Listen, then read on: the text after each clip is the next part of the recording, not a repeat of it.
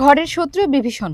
অপরিচিত শত্রু থেকে নিজের পরিবারকে আগলে রাখা গেলেও ঘরের শত্রু থেকে যে কোনোভাবেই রক্ষা পাওয়া যায় না, এবার পাওয়া গেল তার জ্বলন্ত উদাহরণ। প্রবাসীরা মাথার ঘাম পায়ে ফেলে অর্থ উপার্জন করে নিজের পরিবারকে সুন্দর জীবনযাপন উপহার দেওয়ার জন্য, কিন্তু সেই প্রবাসীদের জীবনে নেমে আসে এমন এক দুর্ভোগ যার ফলে একের পর এক সংসার ভাঙনের ঘটনা ঘটে। প্রবাসীর পাঠানো কষ্টের উপার্জনের নির্মম প্রতিদান হিসেবে সমাজ ও লোকলজ্জার সব সীমা ছাড়িয়ে এবার নিজের ছেলের সাথেই পরকীয়ায় জড়িয়ে পড়ে এক সন্তানের জননী। শুধু তাই নয়, অনৈতিক সম্পর্ক নিয়ে কোনো রকম আফসোস না করে প্রবাসে থাকা স্বামীকে ডিভোর্স দিয়ে এখন সেই ছেলের সাথেই সংসার করতে চান ওই নারী। এক পর্যায়ে স্বামীকে না জানিয়ে তালাক দিয়ে বসেন ওই নারী।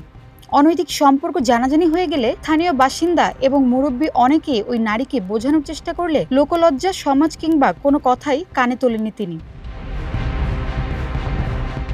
নিজের কোলের সন্তানের কথা চিন্তা না করে গুরুজনদের কথার অবাধ্য হয়ে যে কোনো কিছুর বিনিময়ে তিনি ওই ছেলের সাথেই থাকার জেদ ধরেন এবং সুযোগ বুঝে নগদ অর্থ এবং বিপুল পরিমাণ স্বর্ণালংকার লুটে নিয়ে ওই গৃহবধূ তার প্রেমিকের সাথে পালিয়ে যাওয়ার পরিকল্পনা করেন। ঘটনাটি তার স্বামী বুঝতে পেরে তড়িঘড়ি করে দেশে ফিরে আসেন। পরবর্তীতে স্থানীয় লোকজনের সহায়তায় তাদের হাতে নাতে ধরা হয়। নিজের স্বামী, সন্তান, সংসার ফেলে সৎ ছেলের সাথে ঘর বাঁধার এই চাঞ্চল্যকর চেষ্টায় পুরো এলাকায় তীব্র ক্ষোভের সৃষ্টি করে। তবে পরবর্তীতে গভীর অনুসন্ধানে জানা যায় আরেক চাঞ্চল্যকর তথ্য। মূলত স্বামী প্রবাসে থাকার সুবাদে একাকিত্ব কাটাতে এক যুবককে নিজের বাড়িতে আশ্রয় দিয়েছিলেন ওই গৃহবধূ। পরম যত্নে নিজের ছেলের মতো লালন পালন করেন। সে আসলে তার আপন বা সৎ কোনো সন্তানই ছিল না, ছিল এক পালিত ছেলে।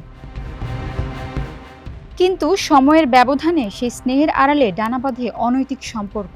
ছেলের মতো বড় করা যুবকের সাথে অনৈতিক সম্পর্ক গড়ে তোলেন, যা শেষ পর্যন্ত ভয়াবহ পরিণতিতে রূপ নেয়। চাঞ্চল্যকর এই ঘটনাটি ঘটেছে জামালপুরের সরিষাবাড়িতে। ঋতু শেখ, মানবকণ্ঠ।